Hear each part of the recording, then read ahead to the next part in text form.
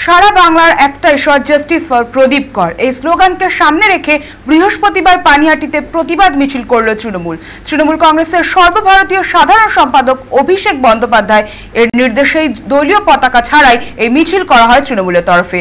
Agarpara station থেকে মিছিলটি শুরু হয়ে বিটি রোডে গিয়ে শেষ হয়। এদিনের এই মিছিলে পা মিলান ব্যারাকপুরের তৃণমূল সাংসদ পার্থ ভৌমিক, পানিহাটির বিধায়ক নির্মল ঘোষ সহ একাধিক নেতৃত্ব।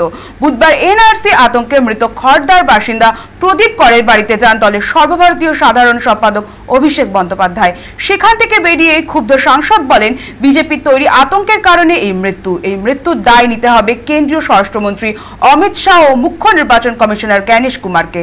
এরপরই বাংলা জুড়ে একটা ঈশ্বর জাস্টিস ফর প্রদীপ কর স্লোগান তোলেন তিনি। পাশাপাশি প্রদীপ করের মৃত্যুর বিচার চেয়ে অরাজনৈতিক প্রতিবাদ মিছিলেরও ডাক দেন তৃণমূল সাংসদ। উল্লেখ্য, পশ্চিমবঙ্গ ভোটার তালিকার বিশেষ নিবিড় সংশোধন বা এসআইআর ঘোষণার 24 ঘন্টার মধ্যে উত্তর 24 পরগনার পানিহাটির বাসিন্দা প্রদীপ করের অস্বাভাবিক মৃত্যু ঘটেছে। মঙ্গলবার সকালে তার ঘর থেকে প্রদীপের ঝুলন্ত দেহ উদ্ধার করে পুলিশ। ওই ঘর থেকে উদ্ধার একটি সুইসাইড নোট, যেখানে লেখা ছিল এই মৃত্যুর জন্য দায়ী এনআরসি। আর এই ঘটনার পরিপ্রেক্ষিতে এবার বিচার চেয়ে পথে নামল তৃণমূল।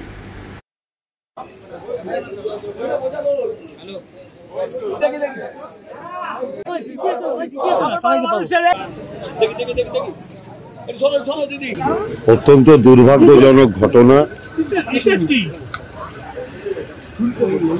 প্রদীপ করের পরিবারের উপরে ঘটে গেছে। প্রদীপ কর মারা গেছে।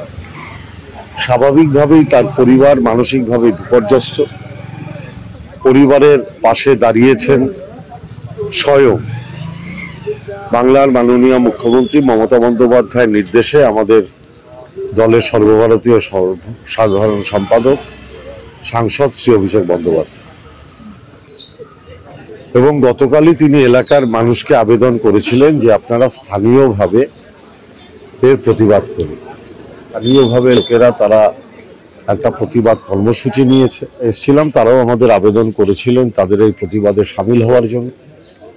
আমিও এসেছি তাদের সাধারণ মানুষের এই প্রতিবাদে সামিল হওয়ার জন্য, প্রদীপ করের পরিবারের পাশে থাকার জন্য। বলতে পারি প্রদীপ করের মৃত্যু সারা বাংলার রাজনীতিতে একটা প্রভাব ফেলেছে। ভারতীয় জনতা পার্টি, কেন্দ্রীয় নির্বাচন কমিশন এবং শুভেন্দু অধিকারী তারা যে ভয়ের বাতাবরণ তৈরি করেছেন তার ফলশ্রুতি হচ্ছে প্রদীপ করের মৃত্যু। এর জবাব ভারতীয় জনতা পার্টিকে, কেন্দ্রীয় নির্বাচন কমিশনকে এবং অতি অবশ্যই যারা বাংলার মানুষকে ভয় দেখাচ্ছেন তাদের দিতে হবে।